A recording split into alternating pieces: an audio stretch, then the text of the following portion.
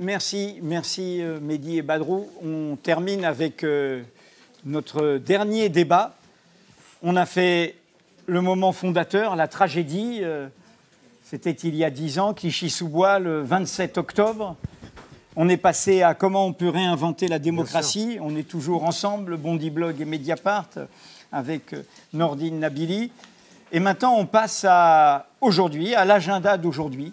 Vous le savez, si vous lisez Mediapart, il y a une marche de la dignité. C'est le 31 octobre, un samedi, ça part de Barbès et ça va traverser tout Paris, jusqu'à tout près d'ici, à la Bastille. Donc, ne loupez pas cet événement. Eh bien, cet événement, on va en discuter avec celles et ceux, qui sont à l'initiative de cet événement. Je vais vous présenter les autres. Amal Bentounsi, vous êtes celle qui a lancé cet appel qu'on va voir ensemble. Et vous êtes la sœur d'Amine Bentounsi, qui a été tué d'une balle dans le dos alors qu'il échappait à la police en 2012. Et vous aviez créé un collectif Urgence, notre police assassine. Il est là sur votre t-shirt avec un enfant qui est en route. Et voilà, et c'est la vie qui continue. Widad Kefti, vous êtes, du Bondi Blog, hein, c'est bien ça. Donc, comme toujours, il y a quelqu'un du Bondi Blog qui va provoquer, discuter. Comme ça, je ne suis pas tout seul. Non, mais très bien. Et puis, tu es surveillé, surtout. Surtout, oui. Voilà, comme moi. Siam Asbag, alors, vous êtes souvent sur Mediapart, puisque on soutient et on suit votre combat dont on a parlé déjà dans les débats précédents, c'est Stop Contrôle aux faciès, cette bataille, et notamment y compris judiciaire, hein, pour faire reconnaître cela. Et parmi les éléments qui ont créé du désespoir, de la colère, il y a le fait que vous avez remporté une très belle bagarre avec la condamnation de l'État français sur quelques contrôles aux faciès, et qu'au lieu d'être beau perdant, hein, c'était en appel, l'État français du pouvoir actuel se pourvoit en cassation alors qu'il était celui qui s'était engagé, proposition numéro 30, à faire le fameux récépissé du contrôle aux faciès. Omar Slaouti, vous êtes engagé, vous, depuis longtemps aussi. Vous aviez été même dans un parti politique dont vous avez été candidat, le NPPA. Mais vous êtes surtout aujourd'hui celui qui anime le collectif Ali Ziri. On a parlé de lui, hein, ce monsieur qui, à Argenteuil, était retraité, 69 ans, et après avoir été contrôlé pour un contrôle routier, 2 jours après, dans des conditions qui accusent la police mais qui n'ont pas été sanctionnées judiciairement, s'est trouvé tué, enfin en tout cas en est mort. Et il y a actuellement un film qui a tué Ali Ziri, hein, qu'il faut aller voir et qui raconte cette histoire. Anan Karimi, vous avez un collectif qui s'appelle, si je ne me trompe pas, les femmes dans la mosquée, c'est ça? Voilà, c'est-à-dire que vous tenez les deux bouts, hein, à la fois d'assumer ce que l'on est par croyance et culture musulmane, et en même temps être féministe. C'est pour ça d'ailleurs que vous parlez dans votre expression souvent d'un racisme genré, qui vise aussi bien celui qui est vu comme musulman arabe, mais en même temps la femme, hein, et la femme qui porte un foulard, hein, comme elle le veut, comme elle le souhaite. Alors enfin, Franco Lolia, vous êtes un compatriote, parce que je suis des Antilles, je crois, et vous avez un peu une histoire comme ça. Vous êtes d'un groupe qui a beaucoup fait parler de lui, c'est là aussi, la brigade anti-négrophobie, puisque au fond, les causes communes, c'est parler du racisme, de la xénophobie, de l'islamophobie, de la négrophobie, de l'homophobie, de l'antisémitisme, toutes les poupées gigognes des discriminations. Amal, expliquez-nous cet appel, car vous êtes la signataire de cet appel. L'initiatrice. Hein, l'initiatrice et la signataire de cet appel qui part de 2005, qui revient en 1983, la marche pour l'égalité et contre le racisme, et vous lancez donc cet appel à ce que vous appelez une grande marche de la dignité. Oui, en effet. Donc pour nous, familles de victimes, Je tiens à remercier Wissam El Yamni qui est là présent, le frère, Farid El Yamni, le frère de Wissam qui a été tué par la police, et Abdourahmane Kamara, qui font partie du collectif aussi et qui sont là et qui m'accompagnent ce soir. Donc pour nous, il était très, très important de créer quelque chose autour de ces 33 ans et de ces 10 ans des révoltes des banlieues, de ce qui s'est passé en 2005, puisque c'est une continuité en fait, hein. Ça ne s'est jamais arrêté. Et le constat, il est de pire en pire. Donc nous, pour nous, famille de victimes, cet appel est très important, puisque au départ, quand on avait appelé ce collectif, le collectif Urgence Notre Police Assassine, on nous a pris pour des fous. Dit, vous cherchez des problèmes. Mais en tous les cas, pour nous, il était important d'appeler un chat et de provoquer aussi la réaction chez nos dirigeants politiques, puisqu'aujourd'hui, on a l'impression qu'il y a un déni véritablement de la part de nos dirigeants. Mais qui vous disait vous étiez fou, vous n'avez pas peur? Qui sont ces gens-là? C'est-à-dire déjà les plus concernés, ceux qui subissent les violences au quotidien. C'est-à-dire les habitants des quartiers, voilà. Le voisinage, les jeunes aujourd'hui. Voilà, des proches qui me disent mais tu considères que c'est une folie de dire ça. C'est une folie de dire ça, mais tu sais pas à qui tu t'attaques, quoi. Et donc là, je me suis dit c'est trop grave, quoi. Perdre la vie. Moi, mon frère, personnellement, voilà, on lui a jamais fait de cadeau. La justice a été plus que ferme avec lui. Il a eu un parcours atypique comme beaucoup de jeunes dans les quartiers, à qui on a été sans pitié, qu'on a violenté physiquement, qu'on a insulté. Et pour moi, il était important. Il était important de rendre cette dignité à nos morts, à mon frère qui est mort, aux frères de Farid, de Abdourahmane, de Amadou Koumé, de Lamine Dieng, de Ali Ziri. Il était important pour nous de faire cet appel. Il était important que des gens puissent nous soutenir et nous rejoindre dans ce même combat, puisque ce combat, il est commun. C'est-à-dire qu'à un moment, on doit s'organiser pour peser politiquement, puisqu'aujourd'hui, on n'est pas assez représenté politiquement.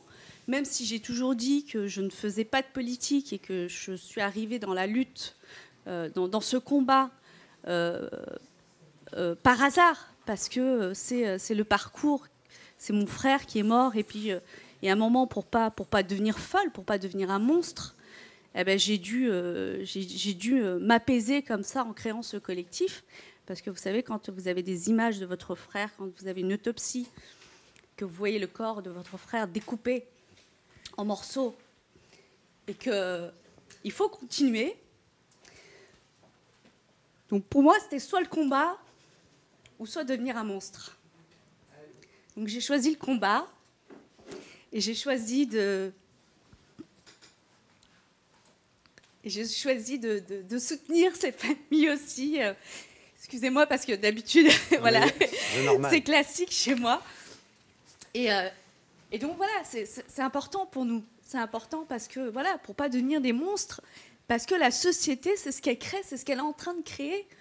Et moi, j'ai beaucoup d'espoir que si on s'y met tous ensemble, qu'on va y arriver, et qu'à un moment donné, on nous entendra et il va falloir qu'on s'organise. Mais c'est maintenant ou jamais. C'est maintenant ou jamais. Amal, vous avez choisi pour cet appel, avec tous les collectifs qui vous ont rejoints, il y a toutes les signatures en ligne qu'on peut retrouver, une marraine qui a signé un texte, un appel, et que nous avons repris sur Mediapart, qui est de l'autre côté de l'Atlantique, qui est Angela Davis. Expliquez pourquoi ce choix, pourquoi Angela Davis? Écoutez, ça a été une opportunité pour moi, puisque j'avais été invitée, c'était le 8 mai 2005. Donc j'ai eu l'occasion de la rencontrer à ce moment-là. J'ai eu l'occasion de pouvoir prendre la parole. C'était au congrès des indigènes de la République. Donc voilà, ils ont été l'un de nos premiers soutiens, en tous les cas, des familles, des soutiens sans condition. Et ça, c'était important pour nous. Et j'ai rencontré Angela Davis à ce moment-là. Et j'ai profité de cette occasion pour lui demander d'être notre marraine pour cette marche. Angela Davis, donc il faut expliquer que c'est une figure de la bagarre pour des jeunes qui ont accompagné la bagarre pour les droits civiques, pour l'égalité aux États-Unis, qui a été engagée au Parti communiste américain aussi, qui est une figure de tous ces combats sociaux et démocratiques aux États-Unis. Et qui était là il n'y a pas très longtemps d'ailleurs à Saint-Denis dans le cadre d'une rencontre du collectif. Et on la remercie et elle a écrit une très belle tribune d'ailleurs. Il n'y a pas très longtemps. Donc, si vous le permettez, Amel, on va donner la parole à Siam Asbagh, puisqu'on parle justement d'Angela Davis. Moi, je vous suis sur Twitter. Les Mondi blogueurs vous connaissent. On suit évidemment tout le travail que vous avez initié depuis quelques années. J'ai l'impression quand même que le combat des Afro-Américains, c'est une source, finalement, pour vous, presque, je dirais, une espèce comme ça de phare, et que vous portez davantage d'attention à leur travail là-bas, à leur militantisme et finalement à leurs résultats, qu'est-ce qu'on pourrait appeler ici le mouvement antiraciste de la France depuis une trentaine d'années? Alors oui et non. Avant de répondre à votre question, je voulais déjà remercier Mediapart et le Mondi Blog pour cette émission. Je pense qu'on sera tous d'accord ici pour dire que c'est des plateaux qui sont géniaux. C'est presque inédit en France en fait. Ces associations-là, ces collectifs-là ont très peu la parole. C'est un plateau qui est courageux, c'est un plateau qui est nécessaire vu la situation dans laquelle on est et vu l'invisibilisation que connaissent les collectifs qui parlent de racisme d'État, de violence policière et de discrimination systémique en général, et vu l'invisibilisation des non-blancs en général en France. Oui et non, en fait. La question de l'inspiration américaine, des figures du militantisme et notamment des figures des droits civiques, de la lutte pour les droits civiques aux États-Unis, est à la fois inspirante en termes de contenu. Effectivement, il y a des similitudes qu'on ne peut pas nier entre un racisme d'État aux États-Unis et un racisme d'État en France. Qui était affiché là-bas. Il y avait des lois, c'était ségrégationniste et tout ça. Ce qui n'est pas le cas ici en France. Qui est plus ou moins le cas ici. Il y a quand même, aujourd'hui, mais je pense qu'on aura l'occasion de développer, il y a un racisme d'État qu'on nie en France, mais qui existe dans les faits, qui existe au sein des institutions, que ce soit l'institution policière, je pense que c'est le sujet qui nous rassemblera. C'est un racisme d'État qui n'est pas codifié, mais qui est en pratique. C'est ça. Oui, et là encore, je pourrais nuancer. Pour moi, la loi de 2004 est extrêmement discriminante. La loi de 2004 sur l'interdiction des signes ostentatoires, mais qui est en fait l'interdiction du voile. C'est une loi qui est discriminatoire, c'est une loi qui exclut des jeunes filles des sphères de savoir et des sphères d'enseignement, qui leur a imposé un choix qu'une république, qu'un état de droit tel que la France n'était pas censé imposer. Et donc c'est quelque chose qui est inscrit dans le cadre légal et qu'on devrait remettre en cause et qu'on doit lier au racisme d'État. Pour répondre très clairement à votre question, oui, bien sûr que quand on commence à militer, effectivement, il y a des figures inspirantes aux États-Unis et il y a du contenu aux États-Unis. Mais si on se tourne outre-Atlantique, c'est parce que ici, l'histoire de nos luttes a été spoliée. On ne la connaît pas. Je veux dire, ce n'est pas normal que quelqu'un comme moi, je suis de la génération 86, découvre la marche pour l'égalité et contre le racisme, découvre les merveilleux combats qui ont été menés par nos aînés sur la double peine, sur les violences policières depuis des années déjà, sur les droits des travailleurs maghrébins et d'Afrique subsaharienne, etc. On découvre ça quand on entre dans le militantisme, alors que ça fait partie de l'histoire de France. Alors que ces luttes-là... On dit souvent, Siam, qu'en fait, on découvre notre propre histoire presque par effraction. Exactement. Moi, j'ai découvert, par exemple, un matin que j'avais un oncle qui avait fait la guerre ici, parce que ma mère, elle me l'a dit comme ça, entre deux trucs. Notre histoire... Voilà, c'est vrai. Notre histoire est kidnappée par l'histoire officielle, par le roman national qu'on tente de nous imposer. Et donc, à la fois, on parle très peu de l'esclavage et de la colonisation et des conséquences dramatiques sur notre société et des impacts aussi sur les institutions, quelles qu'elles soient, et sur le système structurel, quel qu'il soit. Et on parle très peu des luttes de l'immigration et des quartiers populaires. Et cette marche de la dignité, c'est ça qui est important. C'est pour ça qu'elle a été créée. Et pourquoi la dignité, pardon ? Pourquoi la dignité ? Je vais juste finir et ça va vous donner des indications. C'est à la fois parce qu'il était important de se réinscrire dans cette histoire, dans cette histoire des luttes de l'immigration et des quartiers populaires, mais c'est aussi pour dire Bien sûr que nos conditions de vie sont dramatiques. Je veux dire, aujourd'hui, les conditions de vie des non-blancs en France, il faut être soit profondément malhonnête, soit profondément aveugle pour nier la difficulté à la fois des habitants des quartiers populaires et en particulier les difficultés et les conditions de vie des non-blancs. Mais en même temps, ce qu'on nous a spolié, ça nous a aveuglés sur les capacités d'organisation qu'on avait, les capacités de soulèvement qu'on avait et les victoires qu'on a remportées. Je veux dire, effectivement, vous avez parlé de la condamnation que le collectif Stop le contrôle au faciès a réussi à obtenir.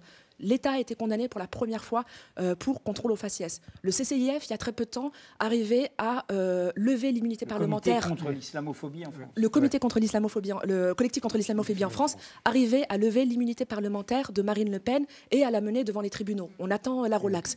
Bien avant, il y a eu un certain nombre de victoires. Je pense au procès des Chibani qui ont mis des temps, qui ont été discriminés par la CNCF, qui ont été traités de manière illégale. Vieux travailleurs, effectivement, marocains pour le coup, qui ont été spoliés par la SNCF et qui viennent d'obtenir justice. Tout ça, ce sont des luttes qui nous habitent, ce sont des luttes dont nous sommes les héritières, nous femmes qui organisons la marche de la dignité, et c'est des luttes qu'il est important de réinscrire à l'ordre du jour, de remettre au goût du jour pour montrer à la jeunesse, pour montrer à toutes ces générations que les quartiers populaires et les populations descendantes de l'immigration postcoloniale doivent et peuvent s'organiser et que quand elles le font, elles peuvent être victorieuses. Widad Kefti, vous êtes donc du Bondi C'est Blog. Ketfi. Hein. Ketfi, ah bon, moi j'ai... Ketfi. Ketfi. Ketfi, j'ai inversé le F et le T, désolé. Elle a l'habitude depuis des années. Voilà, Ketfi. Pardon, toutes mes excuses. Vous irez marcher le 31 avec vos aînés qui sont autour de vous? Alors, c'est une très très bonne question. Moi, j'irai doublement marcher. J'irai marcher en tant que journaliste déjà pour couvrir l'événement. Et j'irai aussi en tant que admirative en fait, des personnes qui m'entourent parce que vraiment, c'est quand même une génération, c'est un nouveau militantisme, mais c'est un nouveau militantisme qui a pris à bras le corps et qui a pris la parole, qui est conscient du racisme structurel, qui décortique le discours politique. Et je suis très admirative en fait, quand Siam parle, quand Amal parle, quand Hanan parle, et aussi Franco. Et bon, je cite les filles parce que c'est mon côté un peu féministe. C'est très très important, en fait, c'est la suite logique de tout ce que vous avez abordé dans les plateaux précédents. C'est très très important que les concernés prennent la parole parce que on a vu en fait dans les luttes classiques des prises de position contre le racisme, mais un mélange entre le racisme structurel, le racisme d'État dont parlait Siam, et les actes individuels qui sont aussi condamnables, mais qu'on ne peut pas mélanger. Et ce qui est intéressant, en fait, à travers le discours de Siam, d'Amal et des autres, c'est qu'on décortique vraiment ce discours-là et on prend conscience des choses, on prend la parole et on lutte parce qu'on est concerné aussi. Donc ça, c'est très important. Donc j'irai doublement. D'accord. Alors maintenant, Omar Slaouti, votre engagement dans cette marche qui est initiée par les femmes, aussi, ça a été rappelé par Siam. Oui, c'est un élément fondamental et en réalité fondateur de l'affaire.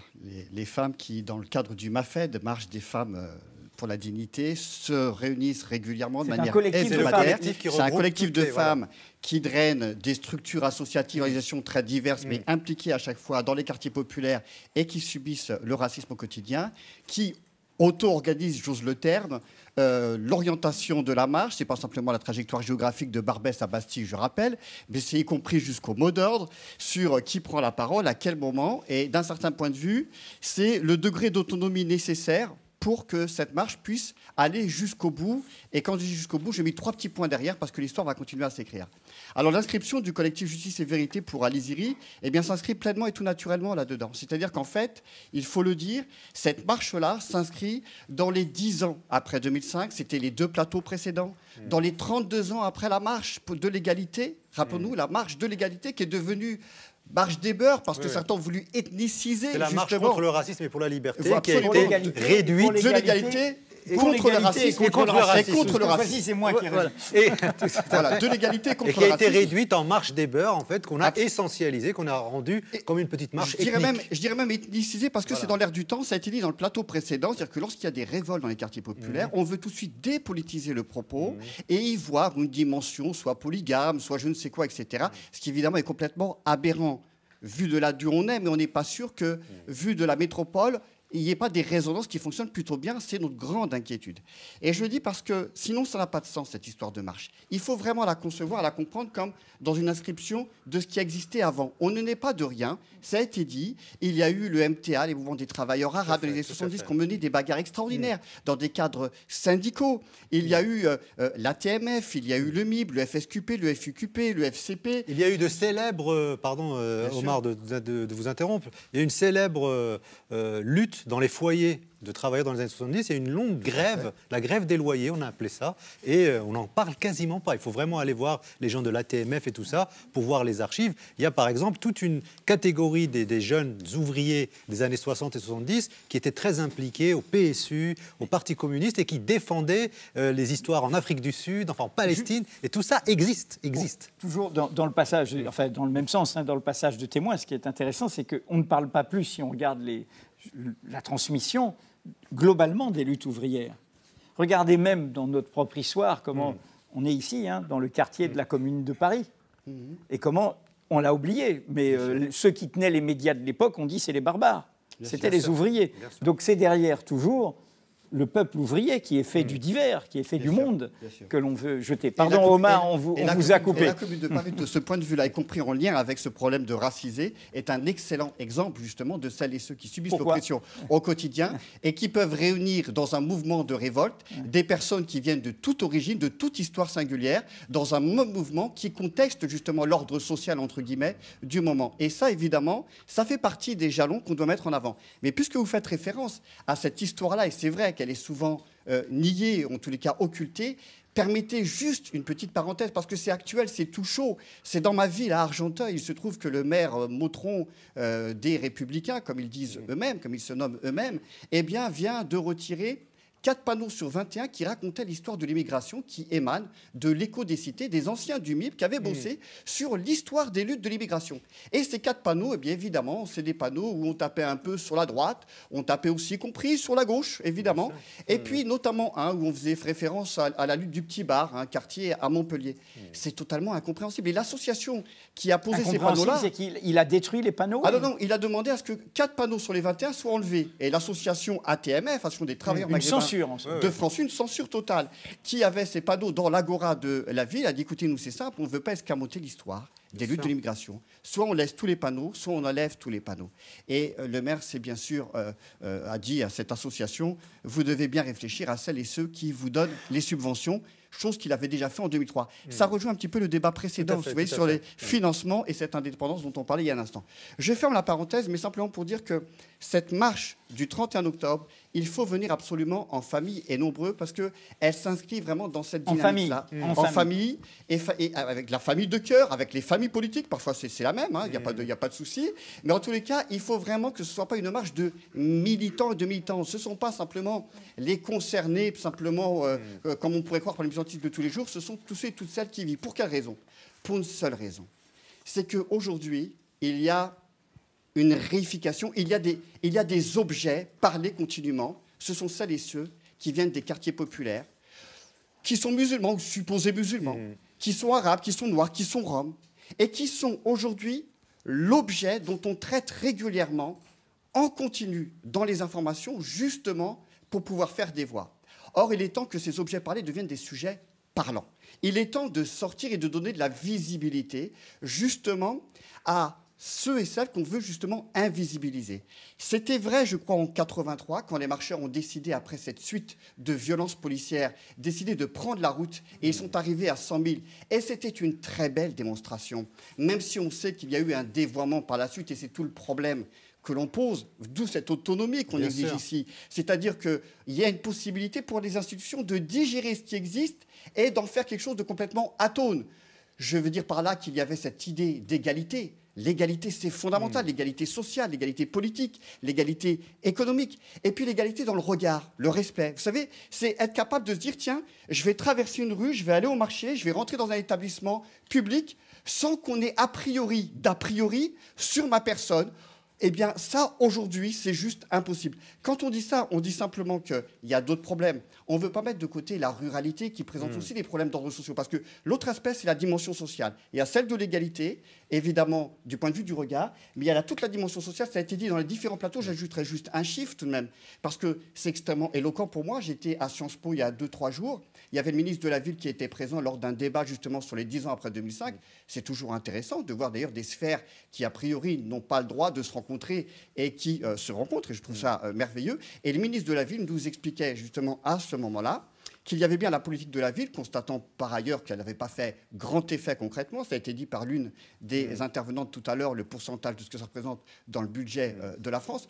Mais ce même ministre de la Ville disait, par ailleurs, le droit public ne joue pas son rôle parce qu'il donne moins dans ces quartiers populaires que ce qu'il devrait donner, ce qu'il donne ailleurs. Ce qui veut dire très concrètement qu'on a un ensemble de services publics qui disparaissent concrètement. Je ne parle pas de la question du chômage, de la précarité qui est un vrai problème, mais des services publics qui disparaissent complètement, or qui sont un moyen de redistribution sociale, réellement de la richesse. Tout ça disparaît. Je crois savoir qu'à Clichy-sous-Bois, certains collèges ont été rebaptisés. Louise Michel est devenue Louise Misère. Ça en dit long, justement, sur l'état des lieux. Et pour finir là-dessus, parce que c'est aussi parce qu'on parle de Clichy-sous-Bois fortement, quand on parle d'enclavement, quand Sakia est arrivé en retard, je n'ai pas pu ne pas penser à ce problème d'enclavement des quartiers populaires. Et il se trouve qu'après 2005... Parce que le RER était en retard. J'ai bien compris. Omar, rassure-toi, j'avais rendez-vous à 14h30 avec Edwige Plenay, je suis arrivé à 15h30. Oui, mais c'est l'enclavement de l'Est. Pardon de dire qu'à Clichy-sous-Bois, il y a véritablement un problème d'enclavement par rapport à là où habitent les gens et là où se trouve l'emploi.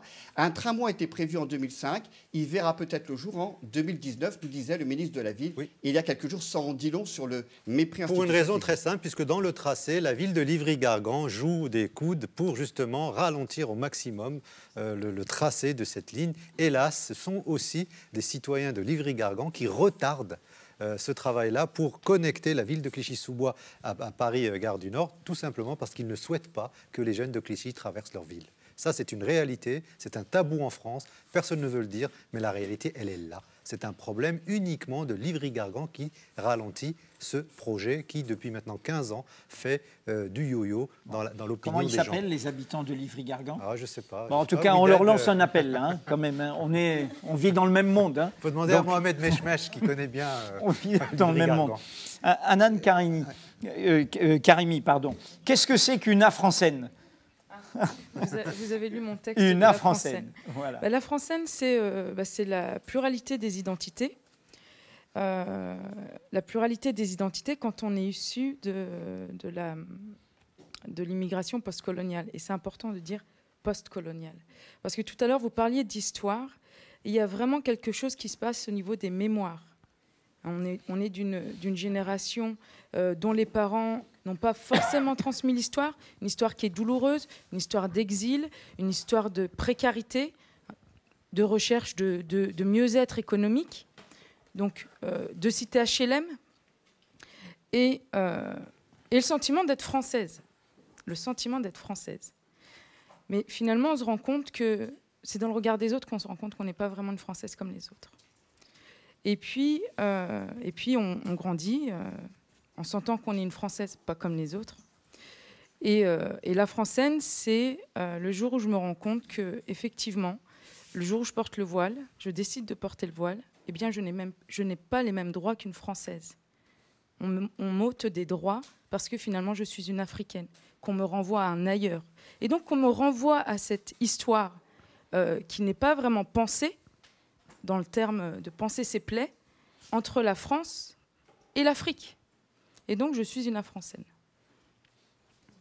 En tout cas, il y a beaucoup d'inventions de mots, puisqu'on a entendu les racisés, dans le vocabulaire français, on ne parle pas beaucoup des invisibles. Qu'est-ce qu'il y a encore voilà, donc Alors, c'est très important, finalement, de s'auto-définir. Oui. Et dans la marche de la dignité, c'est très important aussi pour nous d'être autonomes politiquement, dans notre ligne finalement de conduite de cette marche, parce que s'autodéfinir, c'est le premier jalon finalement de l'émancipation, de l'autodétermination, etc. Mais Anan, ce que vous avez dit tout de suite, c'est ce que disait le grand Édouard Glissant, qui est un poète cher à mon cœur de la Caraïbe, hein, c'est-à-dire qu'il n'y a d'identité que de relations, qu'elles sont toutes faites de pluriel, et qu'il avait une phrase formidable pour rassurer tous ceux qui auraient peur.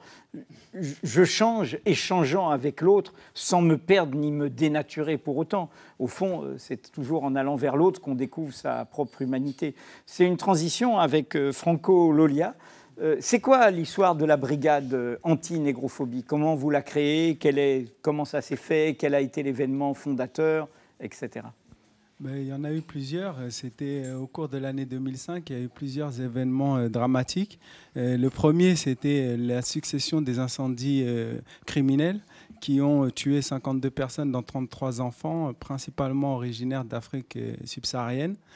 Et donc, je passerai les détails au niveau du contexte politique extrêmement hostile aux populations qui étaient directement étiquetées d'immigrés, alors que pour certaines d'entre elles, voire la plupart, elles étaient bien françaises.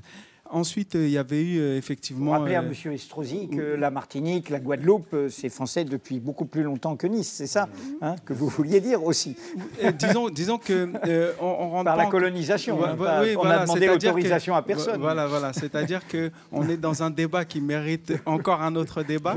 Mais en tout cas, après, il y a eu, fin de l'année 2005, la mort tragique de Zied Bouna suite à un contrôle au faciès. Et à la fin on connaît après ce que ça a donné. Et fin de cette même année, un peu plus tard, ou dans la même période, il y a eu la condamnation d'un animateur télé, Marc-Olivier Fogiel, par la justice française pour, j'ai pas les termes précis, mais c'est incitation à la haine raciale et des choses comme ça. Donc, ce qui nous a posé problème, c'est que étant comme animateur dans le service public, étant donné que les Noirs comme les autres payent la redevance télé, c'était pas pour se faire insulter. Et étant donné qu'il y avait une condamnation reconnue par la justice, il n'était plus la question d'émotion, mais il y avait une preuve objective qu'il y avait effectivement un racisme existant et comment il fallait un acte symbolique qui n'a jamais été pris par les services publics. À partir de là, on s'est dit qu'il fallait qu'on défende par nous-mêmes, pour nous-mêmes et avec nous-mêmes,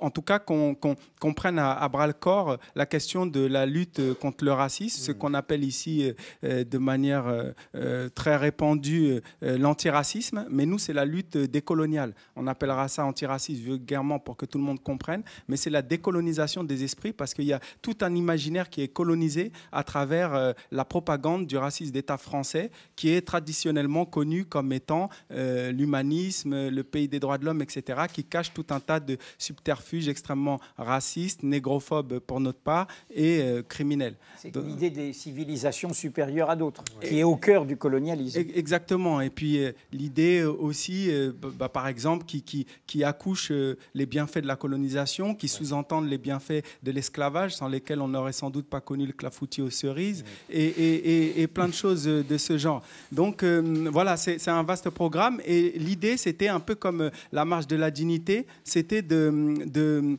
s'émanciper. C'est-à-dire, l'antiracisme tel qu'il est composé en France, c'est une espèce de censure humaniste. C'est-à-dire que, oui, la race n'existe pas, plein de fables, plein de mythes fondateurs, un roman national qui empêche de vérifier ce qu'il y a derrière la façade. C'est ce qu'on appelle l'antiracisme de Saint-Germain-des-Prés, quoi. Des pins, des petites mains. Ouais, nous, on appelle ça l'antiracisme Canada Dry, mais effectivement, c'est un synonyme.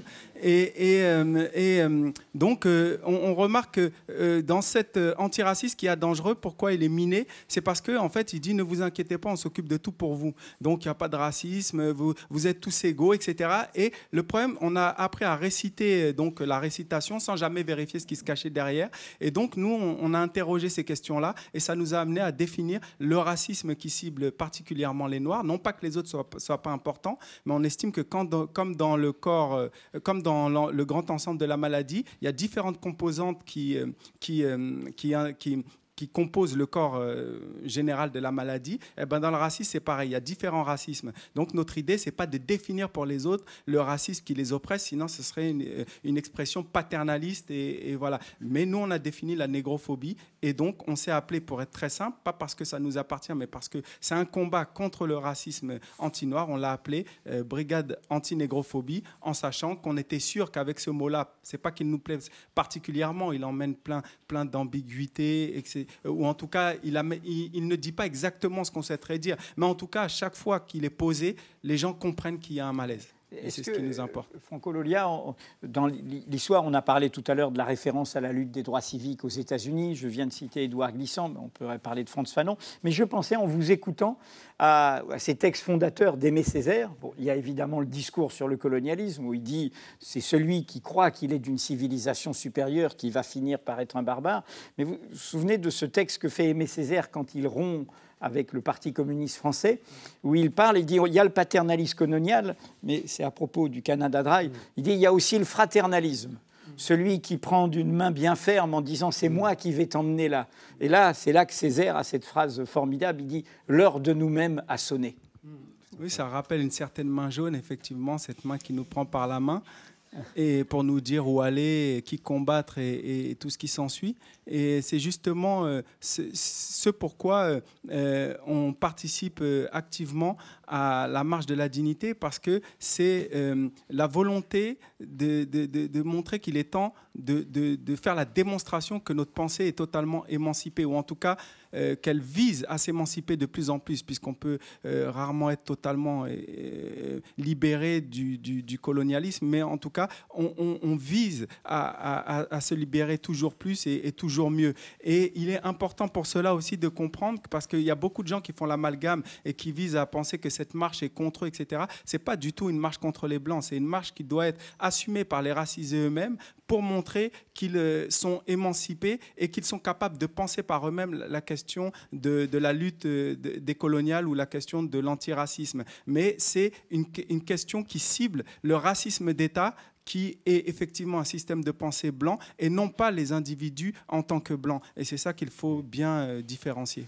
Peut-être, Siam Asbagh, quelles sont aujourd'hui vos relations avec tous ces mouvements finalement antiracistes en France, SOS Racisme, le MRAP, les syndicats, les partis politiques qui portent un certain nombre de valeurs? Est-ce que vous travaillez avec ces structures? Est-ce qu'ils sont prévus dans la marche du 31? Comment ça se passe? Ou est-ce que vous vous ignorez complètement et chacun mène sa barque à sa manière? Moi, je suis pour le démantèlement de SOS Racisme. Je veux dire, il faut être clair. Mais vous n'êtes pas contre les bonnes volontés qui disent je viens, même si je suis en fin fond de cortège, je viens. Il y a une liste, il y a quand même quelques mouvements qui vous ont rejoint. Ça dépend d'où viennent les bonnes volontés. Ah, vous êtes pour faire un tri des bonnes volontés? Non, ça dépend les erreurs. Non, mais posons la question. Est-ce que vous êtes pour... Supposons, c'est une cause commune qui concerne tout le monde. Et après, il y a les jugements et les partis pris. Mais vous en êtes les organisatrices, vous organisez votre marche. Mais d'autres se disent, bon, ils m'aiment peut-être pas, mais je suis d'accord pour soutenir cette cause. Ils sont les bienvenus. C'est ça que je voulais vous poser comme question. Parce qu'à vous entendre au début, je n'avais pas l'impression. Laissez-moi finir et vous allez voir que vous allez changer d'impression. Elle va développer. Toutes les bonnes volontés sont les bienvenues. Je veux dire, c'est une marche, effectivement, ça a été rappelé, c'est une marche qui est organisée par des femmes qui subissent le racisme, parce qu'il était important de mener à bien notre émancipation intellectuelle, décoloniale, politique, mais aussi parce que c'est des réalités que nous-mêmes vivons tous les jours, et que c'est important que les premiers concernés soient les premiers à parler pour eux-mêmes de ce qu'ils vivent, de leur expérience propre. Et je reprends la fameuse phrase, c'est ce qui est fait sans nous, pour nous, se fait contre nous, sans nous, se fait contre nous. Et là, c'est fait par nous-mêmes, pour nous-mêmes, avec nous-mêmes, mais avec l'ensemble de la société. Mais est-ce qu'il n'y a pas un danger à faire passer un message un peu presque clivant? C'est-à-dire qu'à partir du moment où vous dites les concernés, les racisés, nous, ça éloigne un peu ceux qui, a priori, ne sont pas noirs, par exemple, ne sont pas forcément concernés par ces problématiques-là, mais au demeurant, portent un certain nombre de valeurs qu'ils pourraient tout à fait défendre en étant dans cette marche. C'était la suite de ma phrase. Oui. avec l'ensemble de la société française, puisque, évidemment, quand on parle de racisme d'État, quand on parle de racisme structurel, si on parle de structure et de quelque chose qui est systémique, c'est que tout le monde est concerné. Les blancs comme les non-blancs sont concernés par la question du racisme. Tout simplement parce que certains la subissent, certains subissent les discriminations racistes et d'autres en tirent les avantages, les bénéfices, qu'ils soient directs ou indirects, volontaires ou involontaires. La question du racisme d'État, c'est donc une question qui doit être pensée et posée à l'ensemble de la société française. Donc évidemment, que toutes les bonnes volontés sont les bienvenues. Et évidemment, et l'appel, la liste des signataires le prouve, elles sont acceptées, elles sont bienvenues.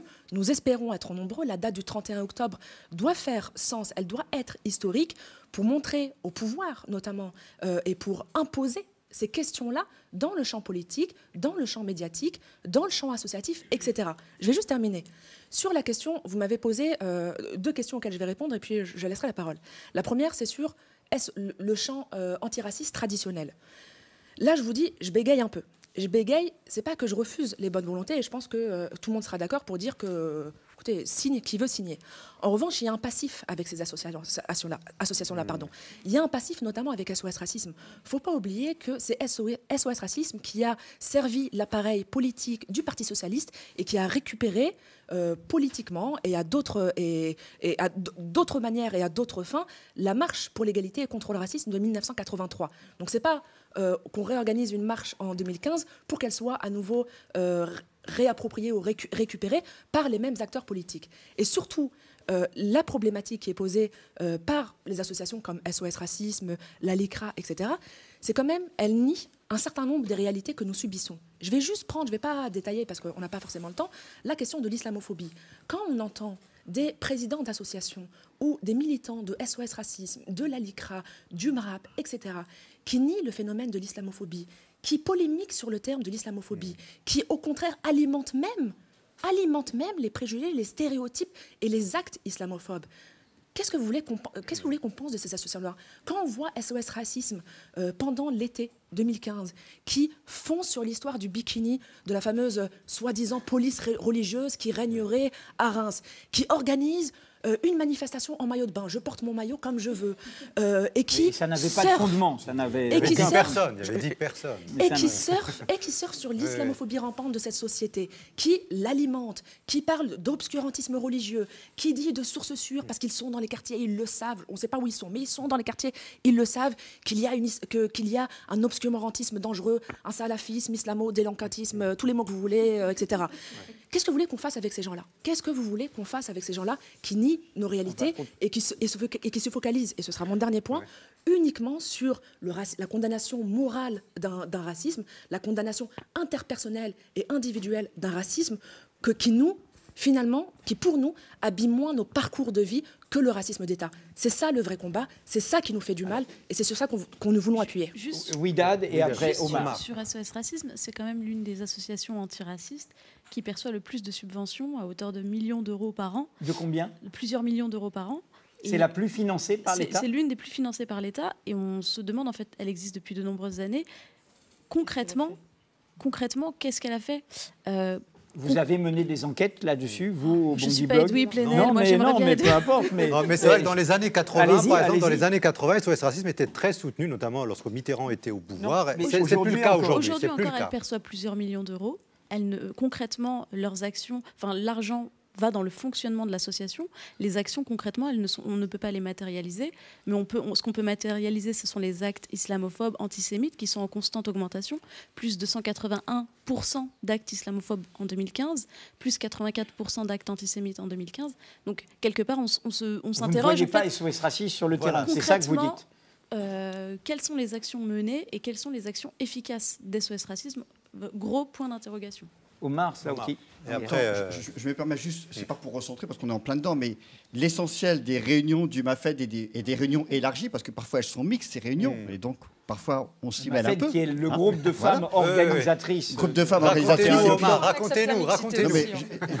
Alors, ce que je peux vous dire, c'est que le centre de gravité des discussions ne se passe pas en termes de posture vis-à-vis de SOS ou de un tel ou de un tel. Le centre de gravité, c'est comment faire pour que celles et ceux qui aujourd'hui se sentent exclus de par l'identité fantasmée, j'ai envie de dire, l'identité construite socialement, et qu'on leur renvoie et qu'on calque sur eux, comment peut-on faire pour que ces personnes-là puissent se mobiliser et se mobiliser dans la durée, y compris au sein de cette marche-là? Ça, c'est ça le centre de gravité. Après, que d'autres institutions, j'ai envie de dire pour le coup, puisque c'était un terme quasiment tabou tout à l'heure, que d'autres structures fassent leur propre vie, proche de certains partis, mais écoutez, on juge, on voit où est-ce qu'ils sont, où est-ce qu'ils ne sont pas. Et peut-être que, et je m'adresse surtout aux militants et aux militantes de ces partis-là, qui parfois viennent avec une bonne intention, qui ne comprennent pas l'histoire. Pour tout vous dire, moi, dans les années 80, j'ai porté la main, touche pas à mon pote, parce que c'était, mais très honnêtement, dans les quartiers, la lutte contre le racisme était incarnée par ça. Je ne connaissais pas encore le travail fait par les marcheurs de 83, le MIB, etc., parce qu'ils n'avaient pas cette surface médiatique que pouvaient avoir d'autres structures. Et je le dis très simplement, très honnêtement, à toutes celles et tous ceux qui, aujourd'hui, veulent en découdre avec le racisme, il faut absolument être là le 31. Mais je rajouterai à cela d'autres choses, en lien avec ce que vous avez dit, Edu Plenel. Il faut en effet se convoquer. Il faut se convoquer, c'est-à-dire qu'on a bien compris une chose, quand on vit dans les quartiers, vous savez, c'est très simple, on est en face de BFM, sur le canapé, sur une chaise, ou iTélé, ou même les médias quasiment dominants, j'ose le mot, et on renvoie régulièrement une image du musulman, de la musulmane, du rom, du noir, de l'arabe, du jeune des quartiers, ou du moins jeune des quartiers, Alizir avait 69 ans, qui à chaque fois ne permet pas, je vous assure, de rentrer en empathie avec les propos, parce que c'est une atteinte à sa propre intégrité. Vous comprenez, quand on est musulman ou musulmane, c'est très dur de pouvoir se profiler, de pouvoir se projeter dans l'image qui est faite de nous-mêmes. Et là, il y a deux options. Enfin, il y en a peut-être plusieurs. Mais l'une qui consiste à éteindre la télé et de fermer et de vivre reclus. Et ça existe. Et je sais que d'ailleurs c'est un écueil. Et quand je dis reclus dans tous les sens du terme, reclus au sens politique, mais parfois j'ai envie de dire aussi psychiatrique, vous savez qu'il y a des troubles psychiatriques dans les quartiers populaires dont on parle très peu. Les gens souffrent aussi et intériorisent cette souffrance-là. C'est un des éléments. Ce n'est pas toujours une histoire de slogan et de drapeau. Parfois, on retourne cette violence-là contre soi-même. Et puis il y a un autre élément, il y a une autre possibilité. Eh bien, c'est d'essayer d'aller voir ailleurs, de se convoquer, comme je disais. Et se convoquer, là aussi, il y a un écueil à éviter. Se convoquer, c'est surtout ne pas tomber dans les pièges complotistes. Parce qu'ils sont là. Parce qu'ils sont là, les Dieudonné et Soral, qui sont prêts à donner une lecture toute mâchée du monde dans lequel on nous entoure. Se convoquer, si on n'est que des Noirs et des Arabes, on nous rétorquera qu'on est dans le communautarisme. J'entends bien, j'y viens. Alors qu'est-ce qu'on fait? J'entends bien, j'y viens. Mais d'abord, je veux absolument insister sur ce point-là. Et il faut absolument rejeter celles et ceux qui, au nom d'une souffrance réelle dans les quartiers populaires, parfois même, à juste titre d'ailleurs aujourd'hui particulièrement, une souffrance du peuple palestinien, surfer justement sur ces frustrations vis-à-vis du droit, vis-à-vis des questions de l'égalité, de cette boussole qui est complètement enrayée, pour récupérer justement celles et ceux qui sont dans ce quartier-là. Nous devons condamner cette grille de lecture-là. Et en même temps, nous devons nous convoquer avec une grille de lecture que nous devons composer avec les anciens, bien sûr, Aimé Césaire, Baldwin, tous ceux qui font référence dans ces luttes-là de l'émancipation, et en assumant, et je finis sur ce que vous venez d'évoquer un instant, en assumant une chose. Dans l'histoire du féminisme, tout le monde s'accordera à dire que ce sont les femmes qui, nécessairement, mécaniquement, j'ai même envie de dire essentiellement, ont mené les acquis féministes dans ce pays-là. Ça ne veut pas dire que dans les mobilisations, il n'y avait pas d'hommes, ça ne veut pas dire que dans les rédactions, il n'y avait pas d'hommes, mais ça veut dire tout simplement que les premiers concernés par ces oppressions sont a priori les mieux à même de mener le combat le plus loin possible. Je ne dis pas le plus haut, on a bien compris que certains préféraient une ascension personnel vers le haut, quitte à perdre ses valeurs. Il y en a beaucoup, y compris issus de l'immigration. Moi, je dis le plus loin et collectivement. Il y en a tellement qu'on n'a pas le temps. Là, oui, tout à fait. Surtout pas. Et puis, de toute façon, il ne nous intéresse pas. Ce n'est pas, encore une fois, notre centre de gravité. Par contre, aller le plus loin. Et de ce point de vue-là, c'est ce qui se passe concernant, juste on dit la chose suivante, que celles et ceux qui sont victimes du racisme se retrouvent et décident des mots d'ordre et puis du projet à construire. Et évidemment, avec le soutien de toutes celles qui ne subissent pas le racisme a priori et qui rencontrent par ailleurs d'autres problèmes, parce que nous, on est quelques-uns à penser que les quartiers populaires sont un laboratoire de souffrance et de violence qu'on retrouve ailleurs. Les chemises déchirées qu'on a vues il y a quelques temps, eh bien, c'est pas très loin des flammes qui ont brûlé dans certains quartiers. Voilà pourquoi on dit que ceci n'a strictement rien de communautariste dans le sens où vous l'entendez, enfin dans le sens où vous le prononciez vous-même, là, mais de manière, je dirais même provocatrice pour le débat, en réalité, heureusement. Pour le débat. Mais qu'on se comprenne bien, c'est une marche, évidemment, où tout le monde a sa place, parce que c'est un problème politique, c'est pas simplement un problème des Noirs, des Arabes, des musulmans et des Roms, c'est un problème qui concerne toute la société française, et évidemment, que les partis politiques qui ont l'égalité comme boussole dans un coin de leur tête, eh bien, viennent soutenir, parce qu'ils ont le droit de soutenir, il y en a qui l'ont fait, je pense au NPA, je crois savoir qu'Europe Écologie Les Verts viennent soutenir, il y a des signatures qui viennent d'un peu partout, je pense qu'il y a des responsabilités à prendre là-dessus, nous on attend du monde ce jour-là. Hanan. Oui, justement, tout à l'heure, vous disiez dans les plateaux précédents qu'il y avait un déficit de démocratie. J'irai plus loin. En fait, la démocratie, aujourd'hui, elle est en danger. Et le 31 octobre, ce qu'on va venir expliquer dans les rues de Paris, c'est justement que être citoyen français, ce n'est pas avoir juste des devoirs, c'est aussi avoir des droits. Des droits et de respecter en tant que citoyen ou en tant qu'habitant en France, parce qu'il y a aussi la question des sans-papiers, il y a aussi la question des migrants. On ne va pas faire la liste exhaustive ici, mais c'est toutes ces questions-là qui sont derrière. Et si on utilise le principe, finalement, de notre commune humanité, qui est la dignité, c'est un principe qui est intrinsèque. C'est le mot-clé de la Déclaration universelle des droits de l'homme, la dignité. Et vous voyez, au début. Et justement, je disais au meeting du 9... c'est ça, c'était du 9 octobre, sur la marche de la dignité, qu'aujourd'hui on a été de tellement bons élèves de l'école de la République, qu'on a tellement bien appris les principes des Lumières, eh bien qu'on va le rappeler à ceux qui nous l'ont appris. Parce que l'institution scolaire aujourd'hui en France, eh bien c'est le premier réservoir d'inégalité. C'est juste une machine qui reproduit sans cesse de génération en génération les inégalités sociales. Les quartiers populaires, c'est juste une ségrégation raciale de classe qui est juste intolérable parce que c'est aussi une démission du pouvoir public dans ces quartiers. On a entendu tout à l'heure le champ lexical qui est utilisé quand on parle des quartiers. On parle d'ennemis de la République, on parle de territoire perdu de la République. Donc les victimes finalement de ségrégation sociale sont responsables de leur ségrégation sociale. À quel moment ceux qui sont aux manettes du pouvoir se posent la question de leur responsabilité? Après les attentats de Charlie, le 20 janvier 2015, Manuel Valls a osé des gros mots. Apartheid, ethnique, racial, économique. On pensait qu'il allait avoir des... prise de conscience, un diagnostic, quelque chose, enfin un bon médicament pour la France malade. Non, on a eu plus de répression. Et ces petits enfants, aujourd'hui, qui sont quand même la 3e, la 4e, voire la 5e génération, qui s'appellent Mohamed, qui s'appellent Ali... qui sont la France. Qui sont la France, mais parce qu'ils ont un patronyme différent, eux sont accusés d'être musulmans. Donc on a eu des choses qui sont complètement hallucinantes, comme des enfants qui se retrouvaient en garde à vue. Oui. Non, il y a un vrai problème. Oui, le petit Ahmed de 8 ans. Et donc, aujourd'hui, avec la marche de la dignité, ce qu'on va rappeler, c'est qu'on n'est pas dupe.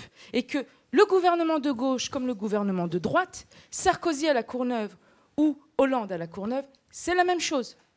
C'est la même chose, c'est les mêmes insultes. Juste peut-être un chiffre avant de donner la parole à Franco sur les questions d'après Charlie, les fameuses minutes de silence qui n'ont pas été respectées dans les établissements scolaires. Il y en a eu à peu près 200, alors qu'il y a 64 000 établissements scolaires en France, ça ne représente même pas 1%. Il y avait une volonté de criminaliser une partie de la population, au lieu de se poser, c'était vraiment l'occasion. On a fait vraiment une loupe sur ce petit pourcent, d'autant plus que ces gamins qui n'ont pas respecté la minute de silence se trouvaient souvent dans des classes dont les professeurs n'arrivaient pas justement à gérer cette situation. Donc on ne peut pas dire qu'il y a une volonté politique de la part des gamins de 8 ans. La République, ce n'est pas une punition, ce n'est pas le doigt sur la couture du pantalon, c'est une discussion, c'est un mouvement, c'est une pédagogie. Franco Lollière. Vous avez précisé une chose, Monsieur Plenel, c'est que le mot dignité était un mot-clé du texte de la Déclaration des droits de l'homme. Universelle, la Déclaration universelle, celle de 1948, après la catastrophe européenne. Ah d'accord. Voilà. Donc, ce que je veux dire, c'est qu'effectivement, dans ce qu'on connaît, nous, sur les frontons des mairies ou des bâtiments républicains, c'est liberté, égalité, fraternité.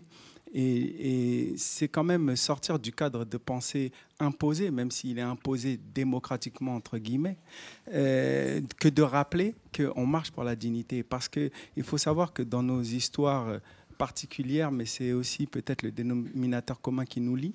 Et je parle par exemple pour le cas de notre lutte qui est principalement contre la négrophobie, c'est la dignité qu'on a tenté de nous arracher et qu'on n'a jamais pu nous arracher à travers l'esclavage, la colonisation, la néocolonisation qui continue, c'est-à-dire on nous a rangés dans le statut de bien meuble, dans le statut d'indigène. Et voilà, et on est toujours là, on a toujours combattu, on a effacé nos histoires, on les a gommées au point que beaucoup de nos jeunes ne se reconnaissent qu'à travers des héros ou des héroïnes qui sont de couleur blanche et jamais des personnes qui leur ressemblent. Donc cette marche, c'est de rappeler que cette chose a toujours existé, qu'elle existe et qu'on se battra pour qu'elle existe toujours. Je terminerai maintenant en disant qu'on a parlé de certaines associations antiracistes qui ont qui ont l'aval du système. Je voulais dire que comme on réfléchit souvent à ces questions entre nous, on commet l'erreur de ne pas expliquer aux gens comment dire, les fondements de notre pensée. Et Omar avait donné un exemple parlant à Argenteuil, 21 affiches, le maire de la ville qui se dit républicain veut en enlever 4, et quand les gens disent soit vous enlevez toutes, soit on les garde toutes, il dit réfléchissez à qui vous donne les subventions. Partant de cet exemple parlant, il faut rappeler ce qu'est l'antiracisme qu'on a toujours connu de manière traditionnelle en France. C'est un antiracisme qui est financé par l'État français. Qui est le racisme d'État? C'est deux revers d'une même médaille où il y a le Dr Jekyll, le Mr Hyde, c'est-à-dire d'un côté celui qui promeut la colonisation, qui a promu l'esclavage, qui ne reconnaît pas ces crimes contre l'humanité, mis à part symboliquement de manière insultante.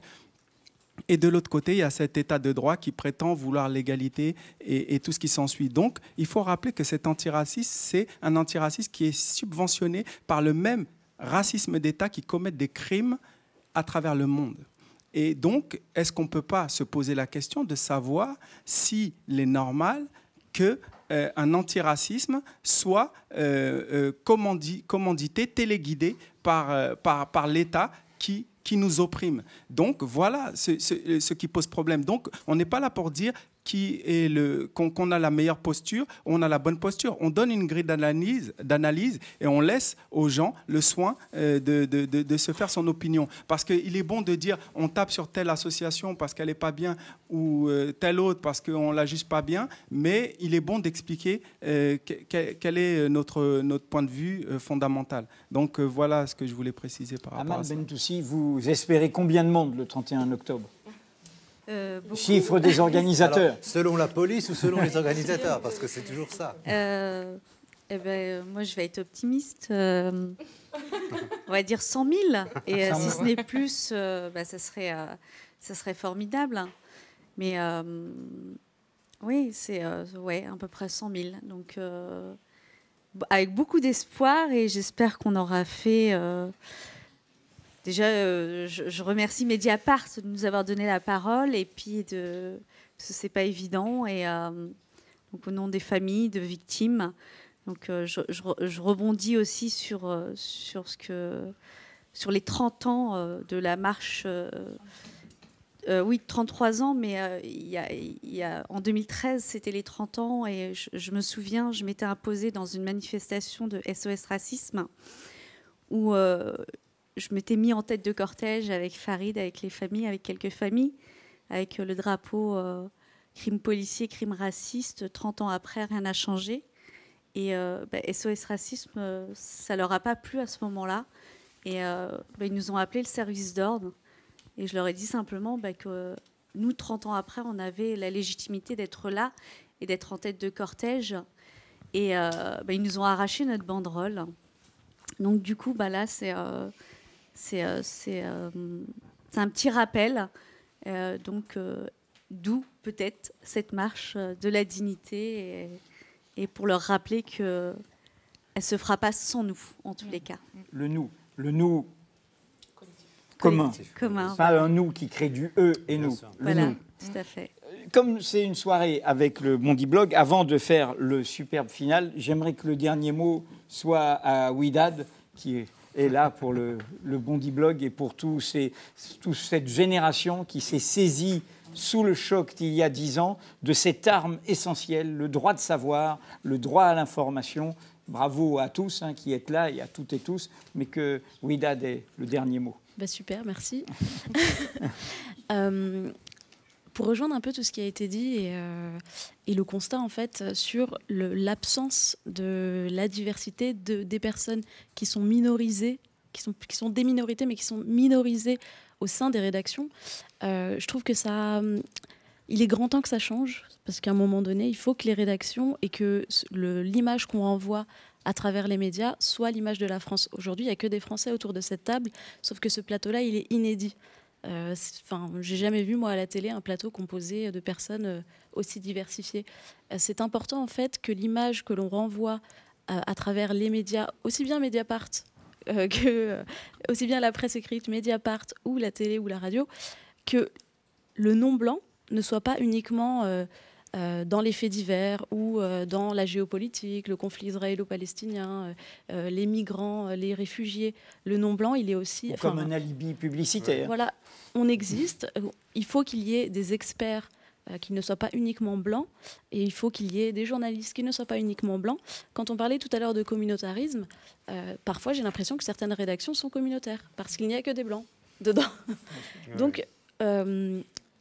si je peux avoir le mot de la fin, ce serait vraiment, il est urgent que les médias ressemblent à la société telle qu'elle est aujourd'hui pour que ces militants aussi puissent exister en tant que militants et non plus en tant que minorité, que cailloux dans la chaussure, etc. La France, elle est composée de diverses couleurs. Enfin, elle est comme ce plateau. Elle est arc-en-ciel. Elle est arc-en-ciel, elle est tout ce que vous voulez. Mais en tout cas, tout le monde ici a la légitimité de s'exprimer, y compris dans des rédactions, y compris à Mediapart, je le redis. Donc, voilà. C'est important, en fait, que les médias soient exemplaires pour que puissent exister sereinement toutes les communautés. Alors, le final, c'est Rohan Hussein, qui est un slammer. En tout cas, c'est quelqu'un que j'ai rencontré il n'y a pas très longtemps. J'ai rencontré à Lille et je lui ai proposé de venir faire une espèce de conclusion avec sa performance, parce qu'on préfère appeler ça une performance. Vous allez voir, ça va durer 5-6 minutes. Il va résumer les 3 plateaux. Et donc, c'est une façon, finalement, c'est une espèce de zapping des 3 plateaux. Il a pris des notes, il a dit, voilà, on va l'écouter, puis ensuite, on revient pour donc conclure. Et donc Rohan fait partie d'une association qui s'appelle 1000 Visages, qui travaille dans le sud de Paris, et dont Badrou Dine, que vous avez vu tout à l'heure, est le vice-président. Je ne pensais pas un jour connaître ces temps difficiles. Une humanité en péril où les puissants mercantiles affectent les civils toujours en première cible. Je n'ai que les mots en guise de soins palliatifs afin de panser les blessures de leurs griffes. Car derrière